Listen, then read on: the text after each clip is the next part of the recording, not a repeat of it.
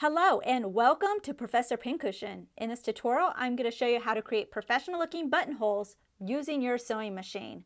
In this tutorial, I'm going to be using Vogue 8927 for a demonstration. So let's go ahead and get started. If you look at your pattern pieces, there are going to be markings to mark where the buttonholes are going to be. This piece, for example, you can see a buttonhole right here and right here. Now it's usually a straight line with brackets on either side of it. You'll notice there's an X right here in the middle of the buttonhole. This indicates where the button is going to be placed within that buttonhole. But you're definitely going to make a mark for the buttonholes, and then on the opposite side you'll do the same mark for the buttons.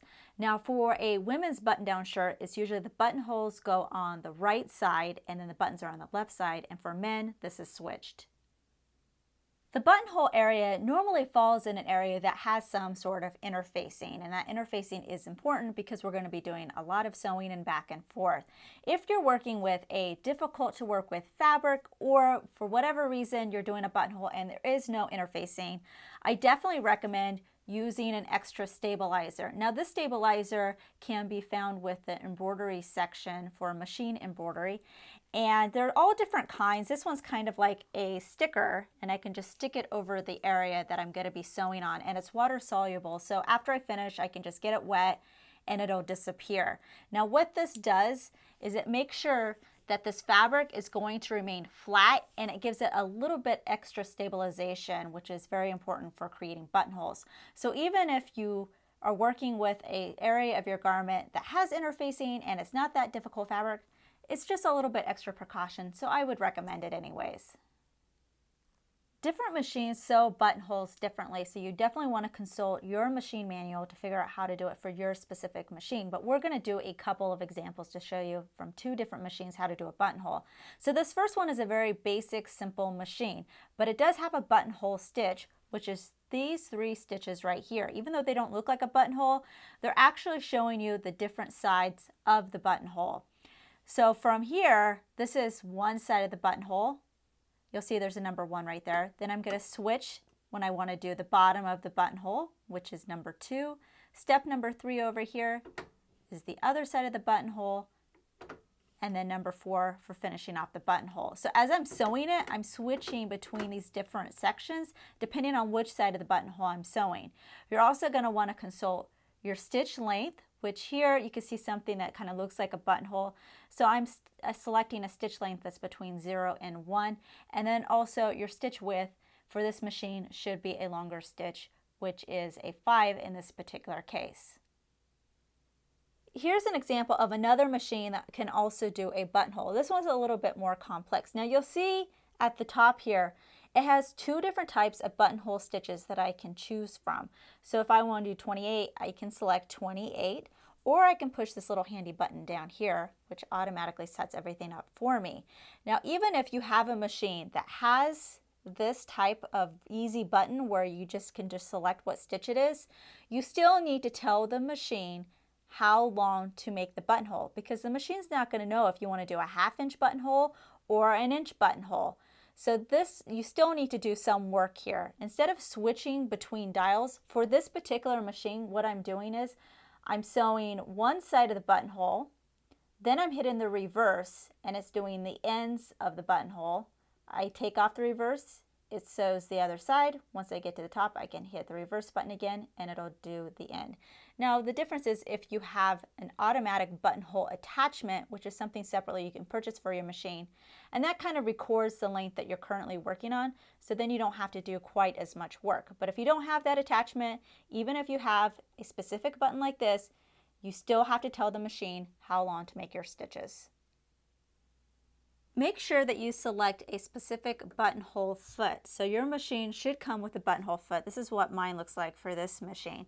Now this one's a little handy because it's just a little plastic slider, but the bottom of the slider should go at the bottom of your buttonhole, and then the top of the slider goes at the top of the buttonhole. So then when I set it down and it's sewing, it slowly moves down, and when it gets to the end of the slider, it should be at the end of your buttonhole. It's not going to control the fabric, so you make sure you're sewing straight. You still have to do that yourself. You just hold it lightly and just make sure it's going to one length. But this will just kind of help you when you get to the end of the buttonhole, so you know you don't need to go any further. But I still use my eyes to make sure I'm still looking at it as well. Also, it's very important that you practice on scraps of your fabric so you can get the hang and get used to sewing buttonholes before doing it on your garment, because once you start doing your garment and if you make a mistake, it's really time consuming to take out all the stitches. So let's go ahead and sew a buttonhole. Now I'm going to start on the right hand side, and I'm using the machine that has the dials. You don't want to force it, just let it do its thing. And you can see my little plastic thing is moving down to the end. So it's going to stop when it gets to the end. Make sure your needle is up before you switch to the next dial. So now it's doing the end. You don't need to do that many stitches. I'm going to now switch to 3. So that's going to sew the other side.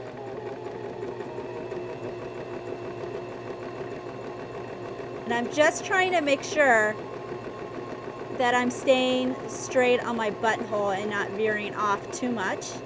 Once I get to the top, almost there, then I'm going to switch to 4. Let me just make sure that my needle's up a little higher. And then I'll do a few more stitches down here. And there you go. So there I have my buttonhole. Let me just pull it out a little bit. And there you can see it. My buttonhole foot looks like this on my other machine. I have a longer channel here, so that kind of helps me keep my side stitches straighter, at least gives me a guideline. This extra length right here is to help you choose your buttonhole length. But just like with the other machine, I'm still using my eyes to look at the buttonhole mark that I made, so I could kind of gauge how long to make each of the side columns and when to do the ends of the buttonhole. This machine starts with the side column first, but on this one, it starts with the left hand. And the other machine, the buttonhole was formed coming towards you, while this machine, it's going back. That's why it's good to experiment, because you never know what it's going to do from one machine to the next. So I'm going to start with the sides. And you can see I'm just trying to fit it in this column right here. Kind of use it as a guideline. Once I get to the end of the buttonhole, what I'm going to do is I'm going to hit that. Let me get a little higher. The back button, it's going to create the end, and then it's going to go through on the other side. So my first stitches that I did on the side, they're still fitting in this column here. It's kind of how you keep your buttonhole straight, and make my way down to the end. Once I see I'm down there, I'm then going to hit my back button again, and that's going to form the end of the buttonhole. And that's it. So my buttonhole is done on this machine.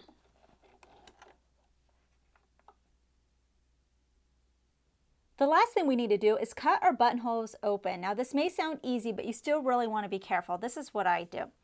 You take your buttonhole, you fold it in half. Make sure it's folded in half very carefully. I'm going to take my fabric scissors.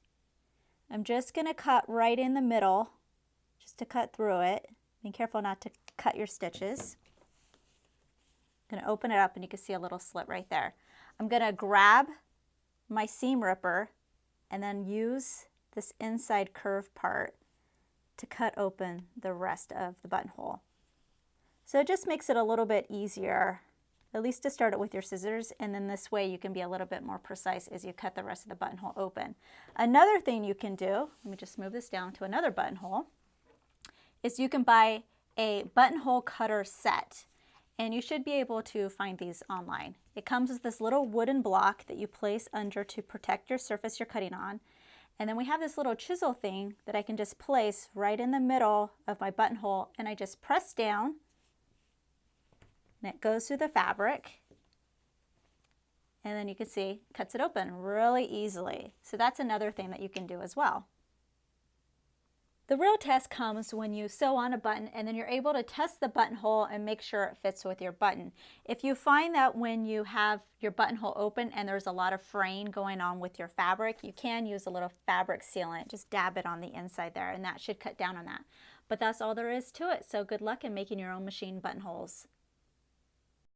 New tutorials are released weekly, so please subscribe to be notified of the next release. Make sure to check out our other videos and visit ProfessorPincushion.com to view our complete library with well over 200 sewing video tutorials, including our exclusive premium content. Our premium membership is only $5 a month for unlimited access and only available at ProfessorPincushion.com. Also, don't forget to download our mobile app for videos on the go. Thanks for watching.